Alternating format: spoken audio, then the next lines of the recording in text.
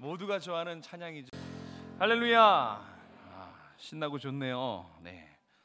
이 찬양이 아까 그렇게 제 마음을 두드렸어요. 아마 오늘 말씀에 이런 부분이 담겨 있는 것 같습니다. 감사하네요. 자, 오늘 우리가 다비다 브리스가 헌신 예배를 드리는데 정말 이 두 기간의 헌신이 하나님이 기뻐 받으시는, 그리고 여러분의 영혼이 회복되고 일어나는 시간 되시길 주님의 이름으로 축복합니다. 오늘 이 이사야 6장은 워낙 유명한 본문이죠. 한 번쯤은 이 수련회 가서 마지막 날 하나님 앞에 헌신하는 사람 손 들어라, 그죠? 여러분도 그런 경험 있지 않습니까? 청년 때 수련회 가서 마지막 날에 꼭 목사님이 그렇게 말해요. 하나님 앞에 삶을 드릴 분 손 드십시오. 하나님 나를 사용해 주소서. 뜨거운 사람 손 드십시오. 그리고 이제 다 불러내죠, 그죠? 혹시 그때 강단으로 나간 분들 계십니까? 그때 그 소명의 부르심이에요. 그걸 저도 뭔지 모르고, 저희는 이제 고신에서 청년 때 신앙생활했는데 전국 수련회 하면 꼭 마지막 날은 그 소명과 사명을 그렇게 표현했습니다. 그래서 혼자 이렇게 남아있기가 뻘쭘하거든요. 다 나가요. 한 명 나가면 우르르르 다 나가요. 그럼 이제 나가기 싫지만 안 나가면 분위기를 흐리는 것 같아서 예의상 한 몇 번 나가줬거든요. 그렇게 나가서 막 눈물 쏟고 기도하신 분들 여기 계시죠? 그죠? 여기도 있는 줄로 생각됩니다. 아마 여러분도 저와 같이 물론 이제 그 하나님의 은혜가 커서, 그죠? 정말 헌신을 다짐하고 나갔을 것이고, 이제 저는 예의상 나간 거고, 그때는 소명과 사명을 기도의 가운데 뜨겁게 제시했어요. 그리고 그때 손 들고 나간 분들은 아마 그 이후에 뭐라도 했을 겁니다. 그죠? 뭐라도 했을 거예요. 기관 회장이라도 하든가 임원이라도 하고 했을 겁니다. 그런데 지금은 그런 모습들이 많이 안 보입니다. 그죠? 오늘 본문만 보더라도 이 부르심이 상당히 오늘날과 다르다는 느낌이 받아요. 오늘 본문은 이사야의 부르심입니다. 그리고 선지서는 거의 대부분 이 부르심이 있어요. 이사야뿐만 아니라 모세도 그렇고 에스겔, 예레미야, 또 기타 등등의 선지서들을 보면 부르심이 있어요. 소명장이 있습니다. 그런데 대부분이 뜨거운 기도회 가운데 앞으로 나오십시오 막 그렇게 해서 나온 게 아니고, 하나님과의 깊은 만남 속에서 1대1로 그렇게 사명이 제시되고 있는 것을 볼 수 있어요. 오늘 본문도 그렇습니다. 그러면서 또 한 가지 우리가 기억해야 될 것은, 유독 이 이사야 선지자의 부르심은 다른 선지자들의 부르심과 조금 다른 면이 있어요. 아주 확연히 다른 두 가지 면이 있습니다. 그것도 되게 살펴볼 말씀이에요. 두 가지 크게 차이가 있는데, 첫 번째 어떤 차이가 있느냐, 한번 잘 기억을 떠올려 보세요. 보통 그렇게 부름을 받을 때 제사장이라든지 선지자든지 직분자로 부름을 받을 때 성경에 보면 대부분은 못하겠다고 합니다. 그죠? 하나님 저는 부족합니다. 저는 입이 둔해요. 저는 아이예요. 그렇게 하면서 끌려가듯이 따라가거든요. 그런데 이사야 선지자는 안 그래요. 제가 가겠습니다. 저를 보내주십시오. 이렇게 즉각적으로 아주 적극적으로 임합니다. 그리고 또 에스겔이나 예레미야 이런 선지서들 보면 이 소명장이 거의 책 앞에 있어요. 1장이나 2장에 살펴보면 바로 나옵니다.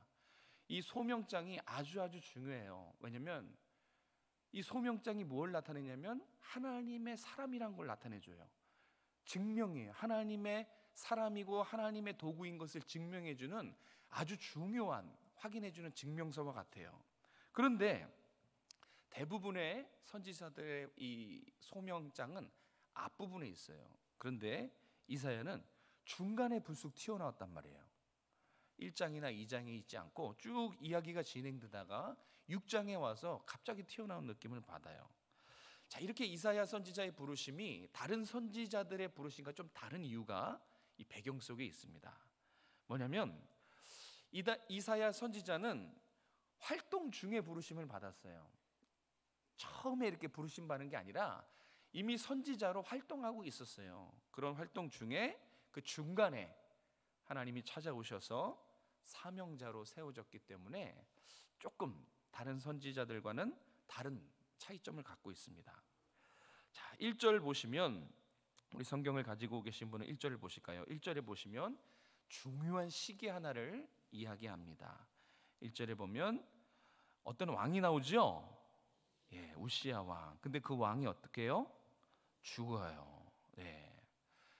이사야 선지자가 활동하고 있다가 하나님께 부름받은 그 시기를 가르쳐 줍니다. 그런데 애석하게도 나라의 왕, 한 나라의 왕이 죽는 그 시기에 부름받았어요.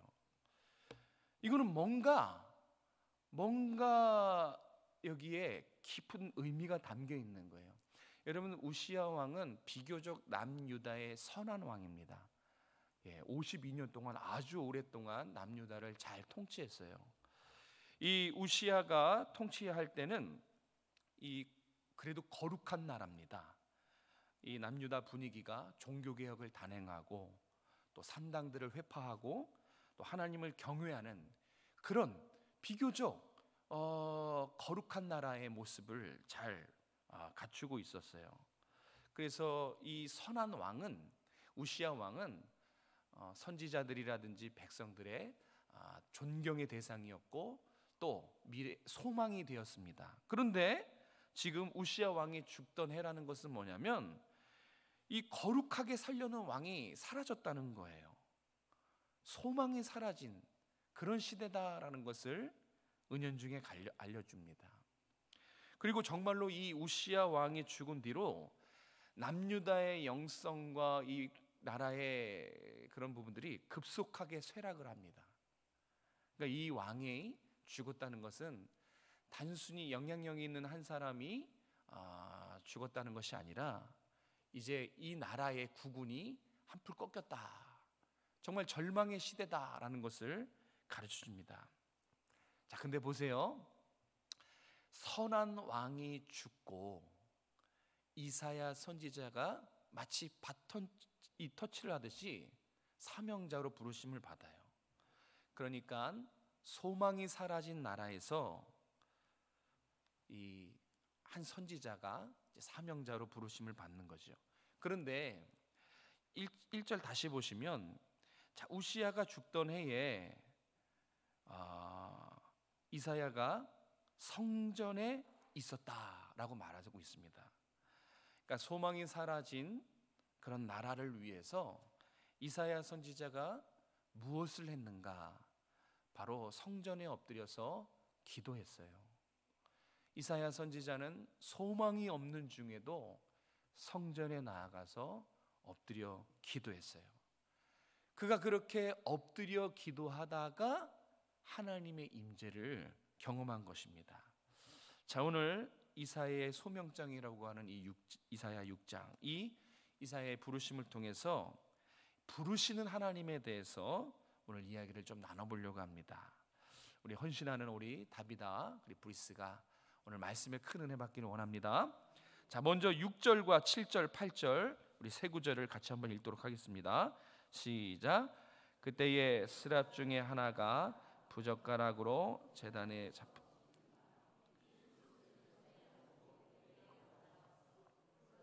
내 입술에 대며 이르되, 보라, 이것이 내 입에 닿았으니 내 악이 제하여졌고 내 죄가 사하여졌느니라 하더라. 내가 또 주의 목소리를 들으니 주께서 이르시되, 내가 누구를 보내며 누가 우리를 위하여 갈꼬 하시니, 그때 내가 이르되, 내가 여기 있나이다, 나를 보내소서 하였더니. 아멘. 네, 하나님은 어떤 사람을 사명자로 부르십니까? 하나님은 이사야 선지자처럼 이렇게 시대적인 아픔을 품고 기도하는 사람을 찾아가십니다. 너무너무 중요한 부분이에요. 시대적인 아픔을 외면하고 나 몰라라 하고 그냥 나와 내 가정만 잘 살면 되는 그런 사람이 아니라 이 소망이 사라져버린 이 시대에 끝까지 하나님을 붙잡고 이 나라와 이 땅과 백성들을 위해서 기도하는 그런 사람들을 찾아가서 사명자로 부르십니다. 이사야 선지자가 성전에 엎드려 기도하다가 하나님의 임재를 경험한 이 사실, 하나님의 임재를 경험하고 사명을 받았다는 것을 오늘 꼭 우리 헌신을 다짐하는 두 기관과 여러분들은 기억하시길 바랍니다.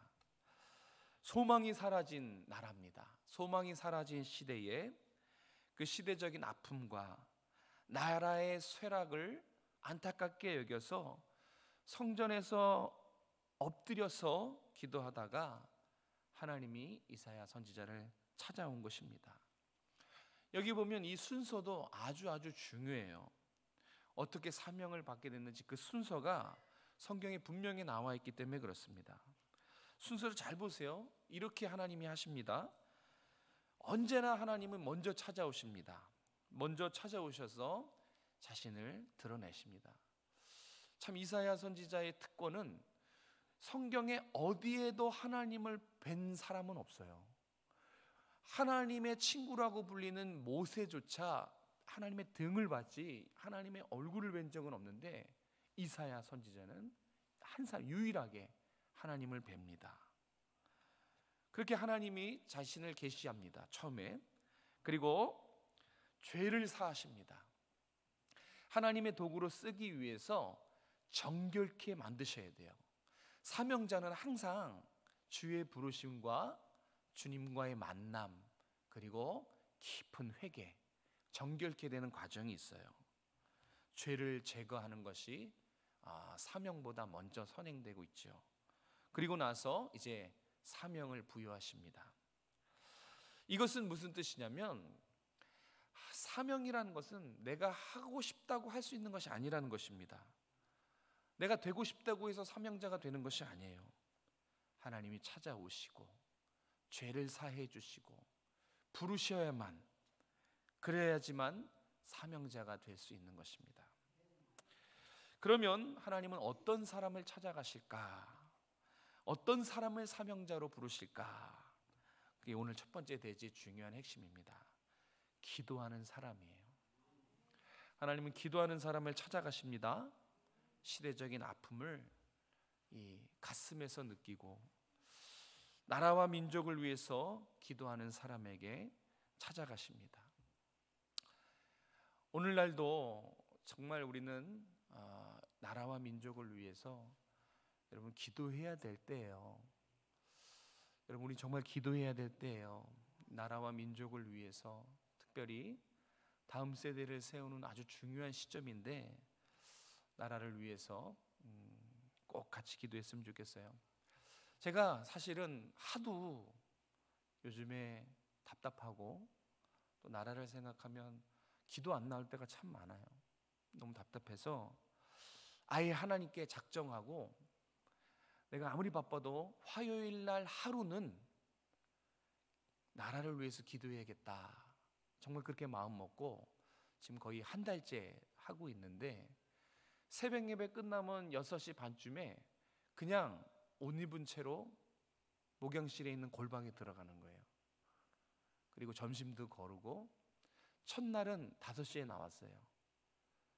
정말 이 나라를 위해서 기도하고 성경도 보고 뭐 졸기도 하지만 5시 어쨌든 하루 종일 온전히 그런 마음이 들었어요. 왠지 모르게 전 또 다음 세대를 세워야 되는 중차대한 역할이 있는데 여러분 보세요. 다음 세대를 교회 안에서 잘 세우면 뭐합니까?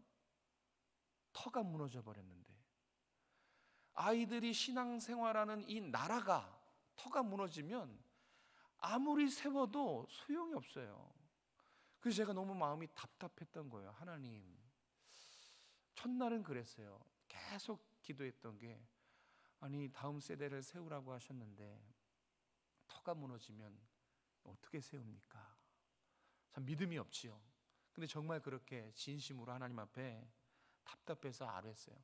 그렇게 그냥 하루 종일 보내고 그 다음 주도 셋이 뭐 그렇게 계속해서 지금 여러분 지금 나라를 위해서 기도해야 될 때입니다.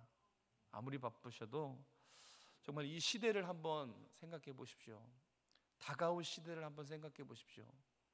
정말 죄송한 말이지만 여러분 이제 살아온 날보다 이제 살아갈 앞으로의 날들이 더 적지 않습니까?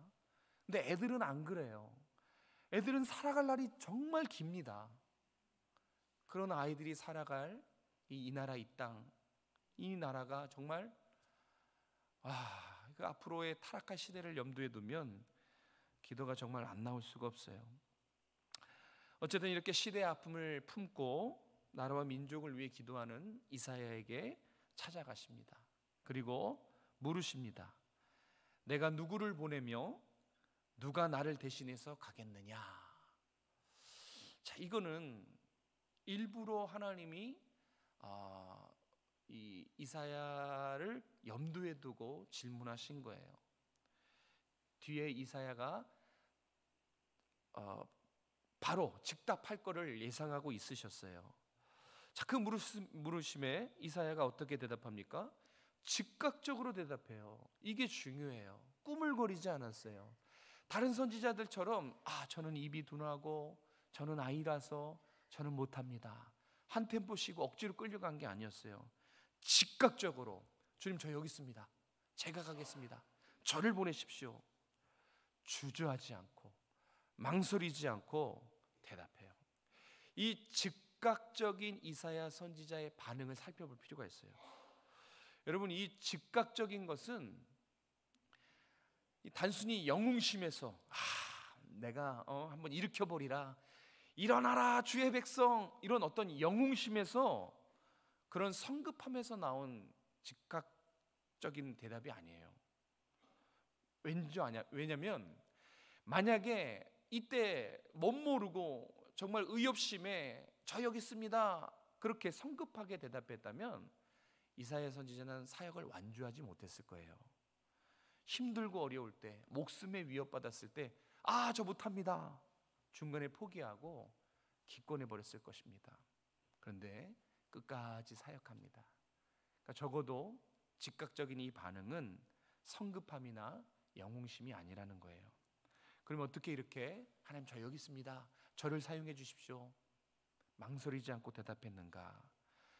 답은 하나예요. 내가 누구를 보내며 누가 나를 대신해서 가겠느냐? 이 하나님의 질문을 기다렸어요.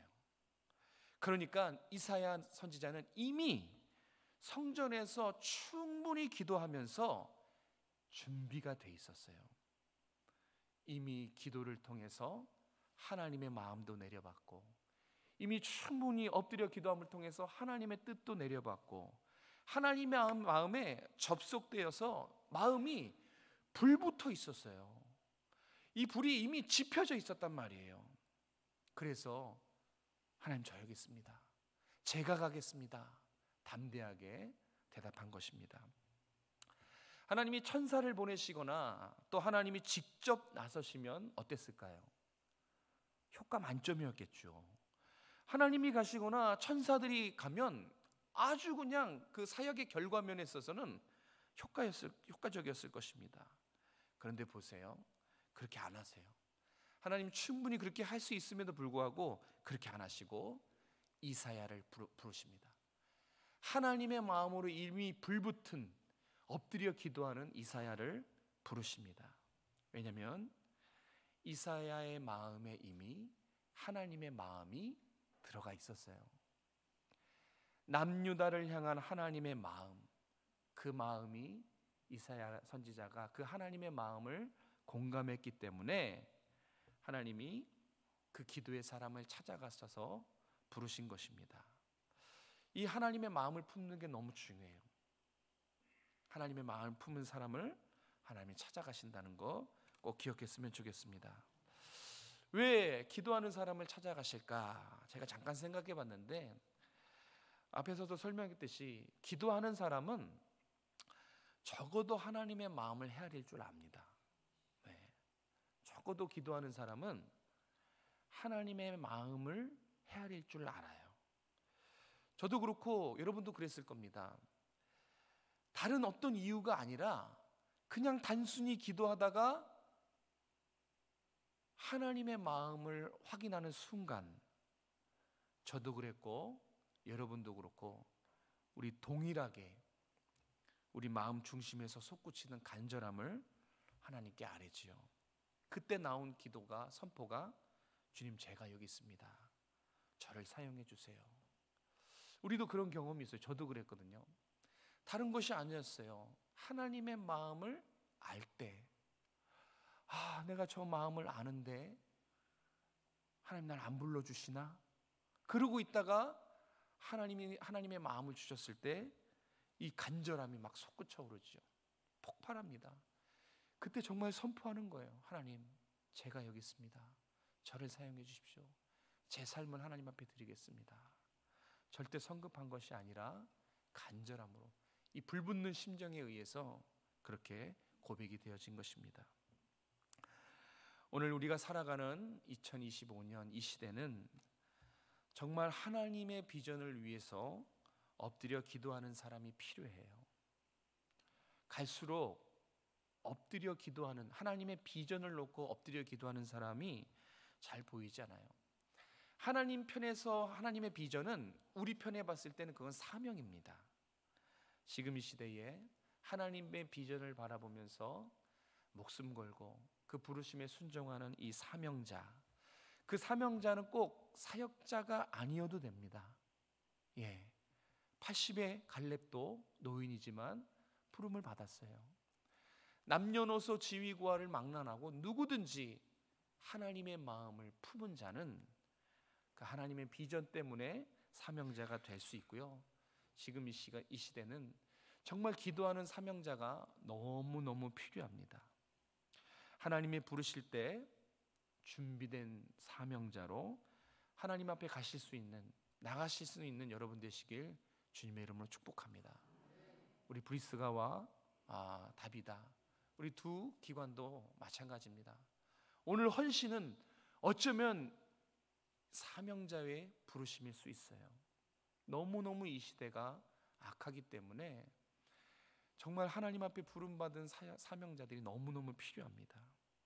그래서 오늘 하나님이 이 말씀을 우리 귀에 들려주신 줄로 믿습니다. 아멘. 자, 우리 9절과 10절도 함께 읽겠습니다. 9절과 10절 시작. 여호와께서 이르시되 가서 이 백성에게 이르기를 너희가 듣기는 들어도 깨닫지 못할 것이요 보기는 보아도 알지 못하리라 하여 이 백성이 마음을 둔하게 하며 그들의 귀가 막히고 그들의 눈이 감기게 하라. 염려하건대 그들이 눈으로 보고 귀로 듣고 마음으로 깨닫고 다시 돌아와 고침을 받을까 하노라 하시기로. 언뜻 보면 이 말씀은 아리송합니다. 이거 도대체 뭐야? 무슨 말씀이지? 근데 한번 묵상해 보십시오. 집에 가서 이 9절 10절은 이 가슴에 정말 이 눈물이 절절 흐르는 말씀이에요. 자, 이 말씀은 아까 첫 번째는 시대적인 아픔을 위해서 기도하는 사람을 찾아가서 사명자로 부르시고, 자, 이 9절 10절을 통해서 우리가 기억할 것은 하나님의 마음을 헤아리는 사람, 아까도 설명했지만 하나님의 마음을 품은 사람을 하나님 부르십니다. 자, 이 9절 10절은 먼저 첫 번째 쉽게 생각해 보면 지금 이사야가 부름받아서 나아가서 만나게 될 그 영혼들이 어떤 상태인지를 나타내 주는 말씀이에요. 자, 이사야가 품고 기도하고 말씀을 전할 대상. 자, 우리 9절 한 번 더 읽겠습니다. 시작.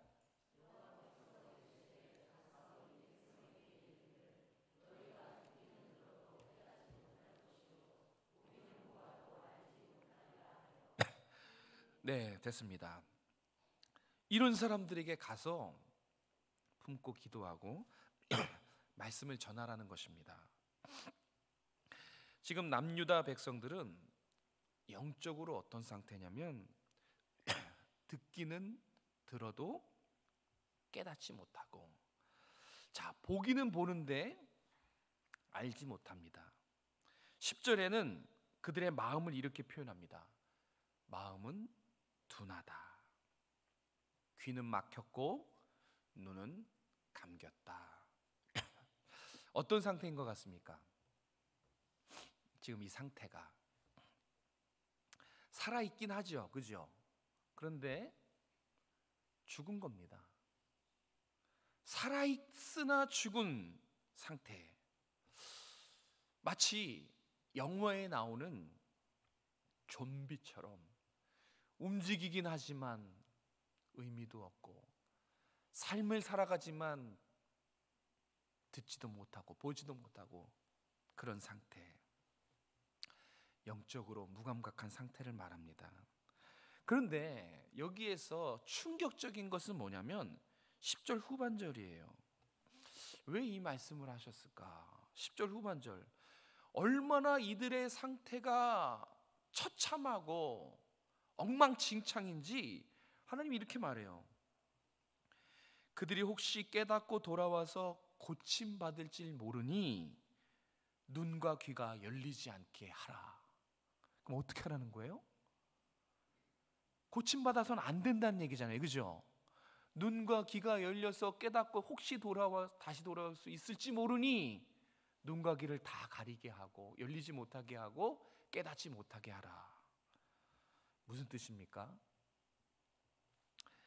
사실상 도저히 회복이 불가능한 상태라는 얘기예요. 그러니까 심판만 유일한 해결책인 상태. 그러니까 어떤 상태인 거예요 도대체? 어떤 상태길래 하나님이 너희는 심판이 답이다 하면서 그냥 내버려 놓는 상태일까요? 이게 지금 부름받아서 이사야 선지자가 가서 말씀을 전하고 가르치고 기도로 품어야 될 남유다 백성들의 실상이라는 것입니다. 이사야 선지자의 마음이 어땠을까요? 이제 막 사명을 받았습니다. 주님, 제가 여기 있습니다. 제가 주를 위해 가겠습니다. 저를 보내주십시오. 한껏 사명받고 기대감에 부풀어서 이제 막 사역해야 될 이사야에게, 그래, 힘내라, 내가 너와 함께 하겠어, 내가 너의 그늘이 되어주고 날개가 되어줄게, 이렇게 용기를 주시는 말씀이 이어지면 참 좋겠는데, 너가 만날 대상은 좀비야. 그들은 구제불능이야. 돌을 넘어섰어. 유기가 답이야. 아니, 이 얘기를 들으면 사명자가 기운이 어떻겠어요? 힘이 쫙, 머리서부터 발끝까지 힘이 쫙 빠지지 않겠습니까? 아니, 모르시지 않을 텐데 왜 기운 빠지는 이런 이야기를 하실까? 왜 그럴까요? 너 단단히 각오해야 돼, 이런 뜻에서 한 말씀일까요? 아닙니다. 그보다 더 중요한 의미가 있어요. 굳이 하나님께서 참상을 보여주신 이유, 쟤네들 살았으나 죽었어, 내가 내버려뒀어, 심판이 답이야. 하나님은 이걸 어떤 마음으로 말씀하셨을까요? 아이고, 이것들 꽃이다, 그래 너희들 끝났어, 이렇게 말씀하셨을까요? 하나님이 이사야 선지자에게 굳이 안 해도 될 참상을 이야기한 것은 이사야 선지자 보고 너 내 마음을 좀 느껴봐라, 그런 겁니다. 하나님의 마음을 좀 느껴봐라. 여러분, 자, 좀비 같은 이스라엘, 또 우리 이 시대에 살았으나 죽은 것 같은 성도들, 중고등부가 그렇다며. 중고등부가 선교지, 우리 중고등부를 우리 흔히 선교지라고 합니다. 이 대화가 안 통하거든요. 분명히 나는 아라고 대답했는데 경우의 수가 여러 가지예요. 아이들은 정말 생각지도 못한 반응이 돌아와요. 정말 어떨 때는 아이들 보면 좀비 같습니다. 그래서 하도 애들이 설교할 때 이렇게 막 정신 못 차리고 졸고 있으니까 우리 동기가 저는 정말 대단한 것 같아요. 그래서 왜 그랬더니 좀비를 다 재웠어요. 그것도 참 대단하구나. 어떻게 좀비를 재웠냐. 정말 아이들이 그렇게 느껴질 때 벽하고 얘기하는 것 같은 그런 답답함을 느낄 수가 때가 많아요. 여러분도 그걸 느끼시죠? 하나님의 마음이 어떻겠냐 이거예요. 그 좀비 같은 이스라엘 그 영혼들을 바라보면서 이 참담함을 말할 수밖에 없는 이 하나님의 마음, 여러분 좀 느껴지십니까? 우리 다비다와 브리스가는 좀 느껴지십니까? 그래서 별 도움이 안 되지만 기운 빠지는 이 얘기를 하신 거예요. 재생이 불가능하고 도무지 돌이킬 생각이 없는 무지하고 무능한 저들을 내가 여전히 사랑한다는 거예요. 이 역설적인 표현을 돌려 말한 겁니다. 정말 여전히 사랑한다는 거예요. 이 하나님의 이 사무치는 마음이 이사야 선지자가 이제 알게 된 것입니다. 자, 하나님의 표현은 내가 저들을 버렸어. 저들은 살았으나 죽었고 심판이 답이야. 이게 하나님의 표현이지만 하나님의 속뜻은 누가 나를 위해서 갈 거예요. 그럼에도 불구하고 누가 나 대신 가겠니? 하나님의 표현 말고 하나님의 속뜻을 헤아릴 줄 알아야 하나님이 그 사람 부르십니다. 그리고 믿고 맡기시는 거예요. 하나님의 마음을 헤아릴 줄 아는, 겉표현이 아니라 속뜻을 헤아릴 줄 아는 그 부르심에 합당한 사람을 찾고 계세요. 그리고 그에게 믿고 맡기는 거예요. 하나님의 목숨보다 소중한 우리의 자녀들 믿고 맡기는 거예요. 하나님의 목숨보다 소중한 우리 다음 세대들을 정말 내가 널 한번 믿어볼게 믿고 맡기는 겁니다. 그들은 내 목숨보다 소중하단다. 너가 잘 인도해다오 하면서 맡기는 것입니다. 하나님 여전히 오늘 이 시대에 말씀합니다. 누가 나를 위해 갈고, 하나님의 마음을 품은, 하나님의 마음을 헤아릴 줄 아는 그런 사명자를 애타게 찾고 기다리십니다. 아마 이사야 선지자가 사명을 받고 이 사명을 나누고 주변의 동료 사역자들이 혹시 모를 이런 얘기를 했을 수도 있어요. 아니 생각해 보면 어차피 열매도 없어요. 심판이잖아요, 그죠? 열매를 바라볼 수도 없는 나무, 열매 맺기 전에 심판부터 당할 수 있는 그런 영혼들. 그러면 저부터가 드는 생각이, 아니 헛수고 아닙니까? 뭐하러 목숨 걸고 고생하면서 그들을 위해서 기도하고 말씀을 전하고 그렇게 합니까? 이렇게 현실적인 이야기를 하는 사람이 꼭 있어요, 그죠? 아니 생각해 보면 이거는 그냥 헛고생이에요. 열매도 없고 오히려 위험하고 심판도 당할 수 있어요. 그런데 사명자는 어떤 사람입니까? 어떤 그런 눈앞의 결과, 열매가 맺고 맺지 않는 그런 결과, 또 사람들의 상태, 사람들이 잘 호응해 주지 않고 또 때로는 의외로 잘 호응해 주고 그런 사람들의 상태, 주변 환경들. 여러분, 사명자는 이런 거 안 봐야 돼요.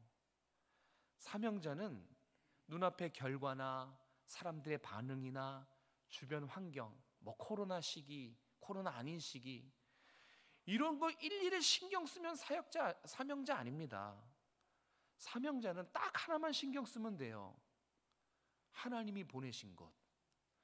하나님이 보내셨으니까 여건 상관없이 말씀을 전하는 거예요. 하나님이 마음을 주셨기 때문에 그런 어떤 자신의 안위와 상관없이 기도하고 복음을 전하는 것입니다. 하나님이 보내시니까 고생문이 훤하게 열렸어도 그 길을 굳이 묵묵히 걸어가는 것입니다. 왜요? 누가 나를 위해서 갈고, 하나님이 보내셨기 때문에 그렇습니다. 말씀을 정리합니다. 우리 사랑하는 다비다, 그리고 브리스가 회원 여러분, 그리고 함께한 우리 성도 여러분, 자 보세요. 우시아 왕이 죽어서 아무런 소망이 없어졌어요. 소망이 어디에도 없어요. 사람들은 다 소망이 사라졌다고 말합니다. 그렇게 소망이 사라졌다고 말할 그때에 이사야 선지자는 어떻게 했죠? 하나님 전에 나아가 하나님 앞에 엎드려서 기도했습니다. 그래서 그가 사명자가 됐어요. 기도하면 기도할수록 하나님의 뜻이 분명해졌어요. 그렇게 기도하면서 하나님의 뜻을 깨달았습니다. 그래서 끝까지 포기하지 않고 사명자의 길을 담대하게 걸어갈 수 있게 된 것입니다. 여러분, 이 사명의 길은 아무나 갈 수 있는 길이 아닙니다. 누구나 다 갈 수 있는 길이 아니에요. 하나님이 택한 사람, 하나님이 부르신 사람, 그 부름에 순종한 사람만 갈 수 있는 참으로 영광스러운 길이라는 걸 잊지 마십시오. 오늘 헌신을 다짐하는 다비다 브리스가 회원들, 그리고 성도님들, 영혼들을 향한 하나님 아버지의 마음을 더 깊이 헤아릴 수 있었으면 좋겠습니다. 하나님의 마음, 열방을 향하고 잃어버린 영혼을 향한 이 하나님의 애타는 이 마음을 여러분 좀 헤아려 드렸으면 참 좋겠습니다. 죽어가는 영혼들을 애타게 기다리는 이 주님의 마음, 그리고 불붙는 사명감을 가지고 주를 위해 헌신할 수 있는 여러분 되시길 주님의 이름으로 축복합니다. 가장 복되고 영광스러운 길이에요. 쉽지는 않습니다. 그러나 이 땅의 사명을 다하는 날 하나님이 격하게 칭찬하실 것입니다. 잘했다, 칭찬했다, 뭐 이 정도겠습니까?